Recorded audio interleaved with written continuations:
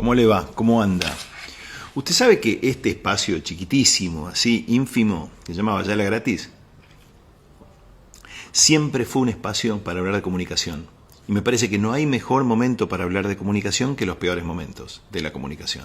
Y yo creo que este es un gran momento para hablar de comunicación. Una gran oportunidad para replantearnos qué es la comunicación hoy, para qué sirve la comunicación hoy y cómo podemos hacer que la comunicación funcione mejor. Este es mi intento en los próximos 10, 12, 15 minutos. Ojalá le meta rápido, bánqueme si puede, porque vamos a hablar de algo que a mí me parece que es crucial y que doy en llamar la voz chica. ¿Qué es la voz chica? Mi voz. ¿Por qué creo que mi voz es la voz chica? Por una cuestión muy simple. Vamos a remontarnos un segundo a lo que pasó con las redes sociales en los próximos 30 segundos. Proliferación de plataformas de comunicación, proliferación de tecnologías que asumen la posibilidad y contienen la posibilidad computacional de enviar datos complejos, videos, audios, combinaciones de esto, edits, filtros, lo que usted quiera. Y que todo el mundo se convierta en emisor. Si se habla de exceso de emisiones en el mundo ambiental, ¿sí?, de gases, etc., también se podría hablar en el mundo mediático y psicológico, social, de exceso de emisiones. Todo el mundo está emitiendo algo, me incluyo. Están las macroemisiones y están las microemisiones. Yo me voy a poner en las microemisiones desde ya. Pero ¿qué creo que diferencia unas de otras? Lo siguiente. Internet ha llevado, a partir de la dinámica creada por sus algoritmos, a que las personas que emiten sientan que la raíz del éxito y la proliferación de sus mensajes consiste en una cosa fundamental: tener una voz cada vez más grande y generar, por lo tanto, para continuar creciendo con esa voz, sensacionalismo. Lo mismo que hacían los diarios sensacionalistas de hace 50 años, hoy ocurre en el mundo de Internet. El sensacionalismo lo que provoca es escándalo, debate, polarización y, en el caso de las redes sociales, guita. Por supuesto que esa no debería ser la intención de aquellos y aquellas que pretenden emisiones no tóxicas. Las emisiones no tóxicas consisten en, fundamentalmente, hablar de lo que uno piensa sinceramente para aquellos que quieran, puedan, deseen escucharlo sinceramente. Esa es mi intención. Empezamos por acá. La voz chica, en realidad, responde a la lectura de este libro que le recomiendo profundamente, que se llama Sobre la tiranía o On Tyranny, de un tipo que se llama Timothy Snyder. Es un gran paneo que él define en el subtítulo como 20 lecciones para aprender del siglo XX. ¿Y en qué consiste el aprendizaje de él? Consiste en estudiar especialmente la primera mitad del siglo XX para entender qué hace que una sociedad caiga en situación de subyugación, encanto, entrega a los tiranos. Estudia, por supuesto, la Unión Soviética y llega hasta Stalin. Estudia, por supuesto, Alemania, el nazismo y Hitler. ¿Cómo una sociedad inteligente, cómo sociedades inteligentes llegan de alguna manera a esa situación? A mí me llama la atención la cantidad de paralelos porque Snyder muy claramente dice: la historia no se repite. Ni siquiera considero que la historia rime. Lo que sí considero es que la historia instruye, o sea, nos da algunas indicaciones. Vamos a ver cómo nos instruye la historia en el caso de Snyder. Un segundo antes de contarle las 3 pautas que define Snyder, le quiero contar algo que me pasó a mí y que yo entendí no desde un sociólogo, historiador, intelectual, filósofo, sino desde un nutricionista. Este pibe, usted quizá lo conoce, lo ha visto online en algún lado, no es de los nutricionistas más conocidos, se llama Francis Holloway, es argentino, curiosamente, a pesar de su nombre, y es un tipo tremendamente coherente. es alguien que habla muy claro sobre la nutrición, que habla muy informado sobre la nutrición y que nos cuenta con mucho sentido común y con muchos estudios atrás qué cosas funcionan a su criterio y qué cosas no funcionan. Pero él dice algo que creo que es más importante, porque acá no quiero hablar de nutrición, sino de comunicación. La razón por la que hay tanta desorientación entre tanta gente respecto de influencers que dicen que el aceite de oliva es bueno, los que dicen que es malo, los que dicen que el agua tiene tal cosa, los que dicen que hay que tomar agua de mares ancestrales, los que dicen que los cereales son buenos, son malos, es que hoy, en el funcionamiento de los algoritmos, sabemos que lo que funciona y se difunde y corre más es la polémica. Entonces, si vos partís de un lugar polémico, controversial, hasta ridículo, es probable que tengas mucho más éxito de viewers, etcétera, que si no lo haces. Y el gran problema, dice Francis, es que mi pauta y mi idea es que la nutrición, hacia el año 77, 78, 79, 80, logró una cantidad de información a través de estudios suficiente para que las bases de lo que funciona en nutrición humana estén determinadas. Las siguientes décadas de alguna manera fueron refinando esa ecuación, pero hablar de nutrición en términos lógicos hoy es aburrido. Es aburrido porque es lo esperable y lo que voy a decir es relativamente esperable. En cambio, si viene una persona y me habla sensacionalmente de que tomar agua quizás es pésimo para mi salud, y probablemente me detenga, lo escuche, y las redes obviamente se nutran de eso, porque lo que necesitan las redes es intensidad, actividad. Eso trae más anunciantes, trae todo lo que ya sabemos. ¿Dónde entran los tiranos en esto? Exactamente ahí. Que hoy un político que genera todas estas cosas, que son contradictorias, paradójicas, en muchos casos horribles, ofensivas y demás, genera más actividad. Pero acá viene la parte buena. La parte buena que divide a la historia de Internet en cuanto a streaming y comunicación en tres. Etapa 1, cuando los medios antiguos entendieron que tenían que subirse a Internet y adaptar su lenguaje y su formato a las pautas de Internet, pero manteniendo lo esencial: autoría en las investigaciones, fuentes, bases periodísticas. Segunda etapa, llegan los streamings y los bloggers, y tanto streamers como blogueros lo que hacen es, naturalmente, algunos de ellos siendo periodistas, otros de ellos no siendo nada que tenga que ver con el periodismo, es poner en tela de juicio muchas de las cosas que proponen los medios antiguos o de otra generación, y de alguna manera cuestionarlos, lo cual parece bastante razonable. Hubo una transferencia muy fuerte de credibilidad de unos hacia otros que ponían en duda la veracidad de aquellos medios. Entonces la sociedad, y especialmente las nuevas generaciones que toman la tecnología como algo natural, cuestionan fuertemente las bases de lo que había sido la información en la sociedad en los últimos 400 años. Desde la creación de la imprenta, básicamente, hasta acá. Pero hay un tercer fenómeno, que es el que nos da esperanza. El tercer fenómeno es cuando la sociedad empieza a darse cuenta que había cosas de aquel primer movimiento que no estaban mal. Por ejemplo, periodismo que trabaja sobre bases, fuentes, datos, elementos reales, una investigación profunda y hasta peligrosa. Y la gente también se da cuenta que hay streamers que son un desastre, gente que habla en Internet de una manera completamente irresponsable y gente que es seria. En este tercer momento se empiezan a unir los elementos mejores del segundo movimiento y del primer movimiento. Ahora, qué interesante, porque lo que Snyder nos dice es que en la regla del tirano, algunas de las peores pautas del peor streamer y del peor periodista se unen para producir el efecto contrario. Y hasta acá triunfaron, hasta acá. ¿Es posible que eso cambie? Sí, en la medida que estemos atentos a. En la regla del tirano, según Snyder, y me parece muy interesante lo que dice, es 1. Reducir el lenguaje. En este ensayo que tengo acá de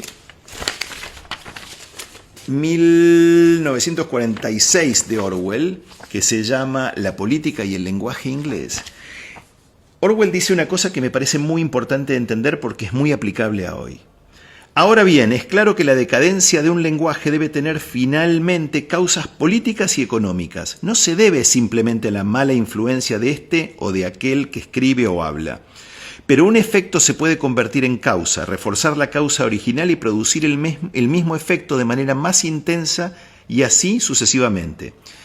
Pone como metáfora, un hombre puede beber porque piensa que es un fracasado y luego fracasar por completo debido a que bebe.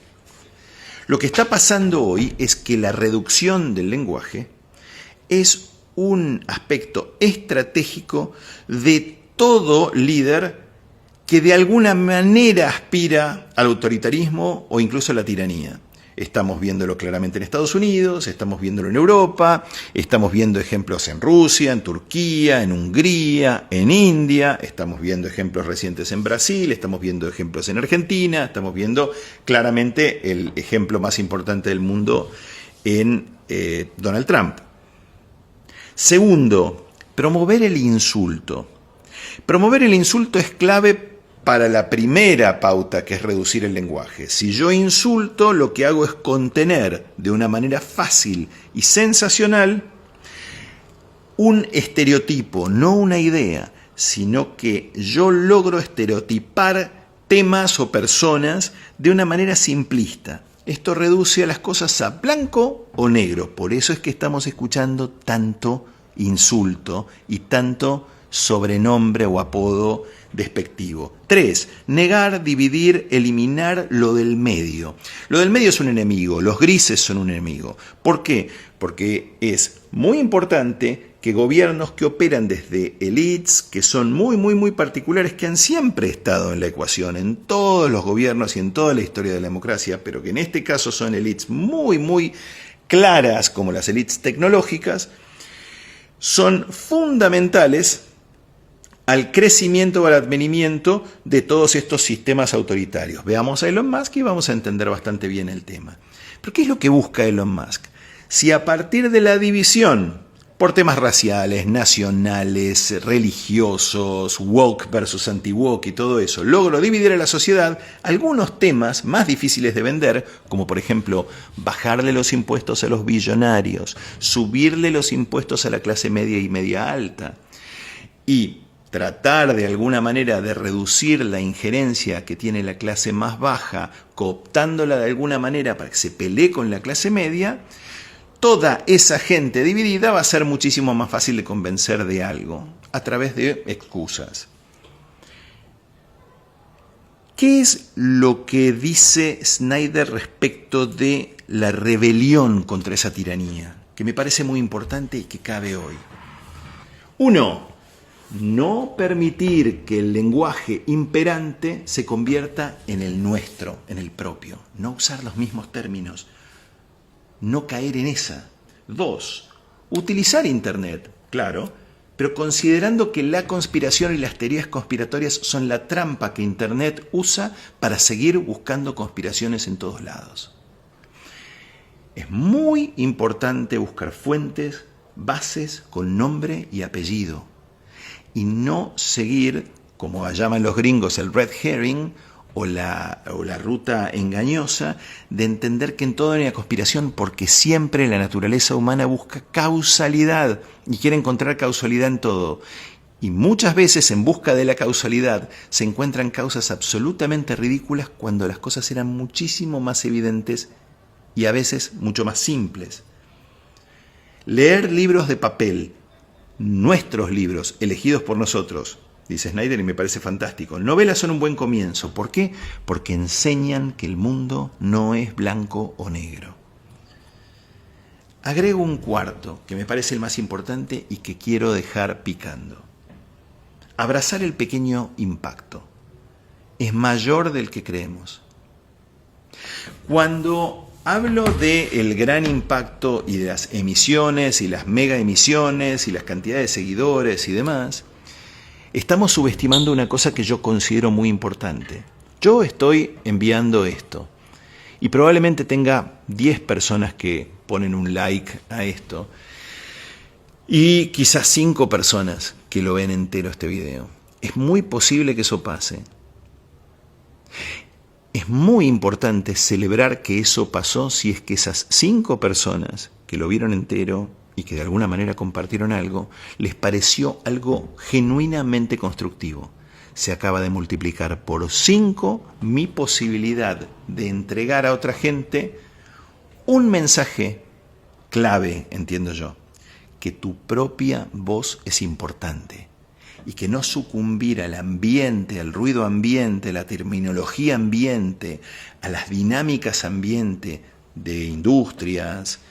La industria publicitaria para mí es un ejemplo de un ruido ambiente con el que hay que tener mucho cuidado y en general resistirse. Y creo que el mundo de Internet es lo mismo. 2, en el caso de las fuentes que se utilizan, confiar en que hay algunas personas que saben más que nosotros respecto de algunos temas y que les hemos visto el recorrido y nos damos cuenta de su característica moral y de su ética, es muy probable que estén diciendo algo muy cercano a la verdad. De lo que estamos hablando acá es de el prestigio de determinadas fuentes, el historial de determinadas fuentes. El abrazo del pequeño impacto, que es la tercera cosa que destaco como fundamental y como muy importante, es algo que se dio en otros momentos de la historia de una manera que me parece crucial entender. Una mujer llamada Irena Sendler, se la voy a mostrar, la tengo acá, divina. Es una heroína polaca que salvó de los guetos de Varsovia aproximadamente 2.500 niños judíos. ¿Haciendo qué? Haciendo algo distinto de lo que estaba haciendo en Polonia. Su familia, su grupo social y el contexto social grande que estaba poco a poco sucumbiendo al terror que les daban los nazis. Ella, no judía, con una amiga judía a quien ayudó, en principio sintió que ese desastre era palpable y comenzó a colaborar y ayudar con la gente que vivía el desastre de los guetos de Varsovia. La cantidad de gente que logró salvar y el ejemplo de una pequeña persona a la que le dieron un premio cuando era muy viejita, ya a los 93 años, y dijo: considero que lo que hice fue normal. ¿Qué quiere decir normal? Que para ella hacer algo que no era lo habitual al ambiente era normal. Y por supuesto que encontrás personajes históricos que de alguna manera no hicieron lo normal en ese momento. Y Churchill es un ejemplo de acá. Estoy en Londres y todavía siguen los ecos de él. ¿Por qué? Porque no cayó en la tentación de la comodidad de sucumbir ante el régimen nazi cuando Inglaterra estaba sola frente a un montón de países que se rendían y a un potencial imperio que estaba volviendo con los Estados Unidos todavía no involucrados. Hay un libro de Philip Roth que se llama A Plot Against America, en donde habla de Lindbergh. Lindbergh fue un héroe americano que cruzó el Atlántico en avión y demás, pero supone Roth qué hubiera pasado si se hubiera dedicado a la política. Se sabe que Lindbergh era nazi, pro-nazi. Y una de las primeras cosas que plantea Roth es algo basado en la realidad de Lindbergh, que él dijo respecto a la Segunda Guerra: America First. En esto no nos metemos. Por supuesto, una manera de complicidad con el régimen. Si usted cree en la voz chica, y si cree en esta frasecita que a mí siempre me gustó de Chesterton: algo muerto puede ir con la corriente, pero solo algo vivo puede ir contra la corriente, sabrá que la voz chica, aunque tenga 2, 3, 4 o quizás ningún like, vale. Y que en este momento vale más que nunca. No se deje llevar por el ruido de Internet y entienda que detrás de esa aparente comunicación vive, entiendo yo, una comunicación mucho más importante, quizás más pequeña, pero de un impacto mucho más grande. Espero que la voz chica le haya llegado.